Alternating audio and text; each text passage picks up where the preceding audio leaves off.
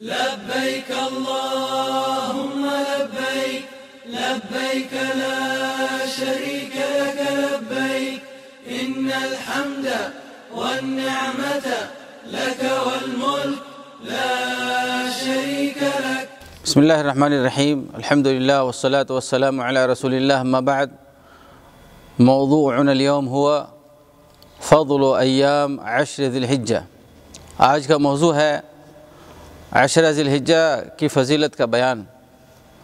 دوستوں اور بزرگوں اور دینی بھائیوں، اللہ تعالیٰ نے انسانوں کی فلاح اور بہبود کے لیے، اس کی ترقی کے لیے، اس کی آخرت کو سنوارنے کے لیے کچھ ایام فاضلہ متعین فرمائے ہیں، اور یہ انسانوں کے فائدے اور مصلحت میں ہیں.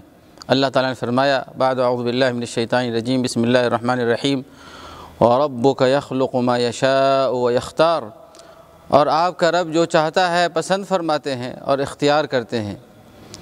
دوستوں اور بزرگوں اور دینی بھائیوں، اللہ رب العالمین نے ذی الحجہ کے پہلے 10 دن کو سال کے سب سے افضل دن بنائے ہیں تاکہ ان میں انسان زیادہ سے زیادہ اللہ تعالیٰ کی عبادت کر سکے، اور ان دنوں کے اعمال سال بھر کے اعمال سے افضل ہیں.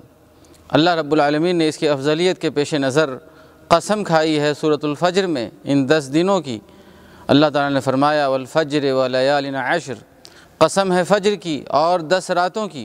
علماء کرام نے کہا، عبداللہ ابن عباس رضی اللہ تعالیٰ عنہما نے، کہ یہاں اس سے مراد ذی الحجہ کے پہلے 10 دن ہیں، لہٰذا ان 10 دنوں میں ہمیں زیادہ سے زیادہ عبادت کرنی چاہیے.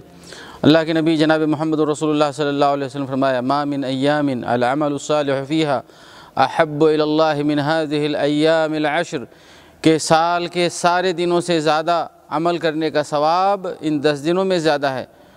فقالوا یا رسول اللہ ولا الجہاد فی سبیل اللہ، صحابہ کرام نے کہا اللہ کے نبی صلی اللہ علیہ وسلم جہاد فی سبیل اللہ سے بھی زیادہ افضل ہیں اس دن میں عمل کرنے کا ثواب؟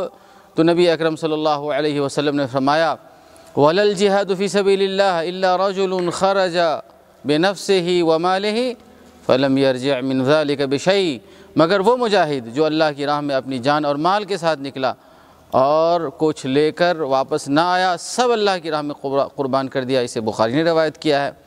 عبداللہ ابن عمر رضی اللہ عنہ کی روایت ہے کہ نبی اکرم صلی اللہ علیہ وسلم نے فرمایا ما من ایام اعظم عند اللہ ولا احسن منہ من هذه الایام العشر، کہ اللہ رب العالمین کے نزدیک ان 10 دنوں سے زیادہ عمل کوئی بھی دن نہیں ہے. اور تو پیارے نبی صلی اللہ علیہ وسلم فرمایا فَأَكْثِرُوا فِيهِنَّ التحلیل والتکبیر والتحمید، رواہ الامام احمد. اس میں زیادہ سے زیادہ اللہ کی حمد بیان کرو، اللہ کی ثنا بیان کرو، اللہ کی تعریف بیان کرو، سبحان اللہ، الحمدللہ، اللہ اکبر، یا تکبیر، اللہ اکبر لا الہ الا اللہ اللہ اکبر وللہ الحمد.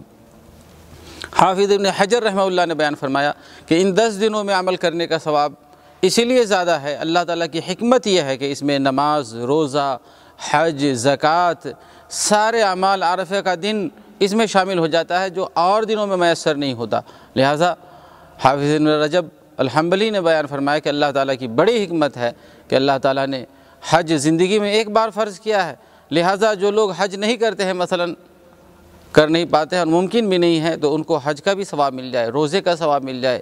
اور کیوں نہ ملے کہ پیارے نبی صلی اللہ علیہ وسلم نے عرفہ کے روزے کے بارے میں ارشاد فرمایا کہ مجھے اللہ تعالیٰ سے امید ہے کہ ایک دن کا روزہ 2 سال کے گناہوں کا کفارہ ہے، 1 سال پہلے اور 1 سال آنے والے. دوستوں اور بزرگوں اور دینی بھائیوں، اسی طرح اللہ رب العالمین عرفہ کے دن لوگوں کی گردنوں کو آگ سے آزاد فرماتے ہیں.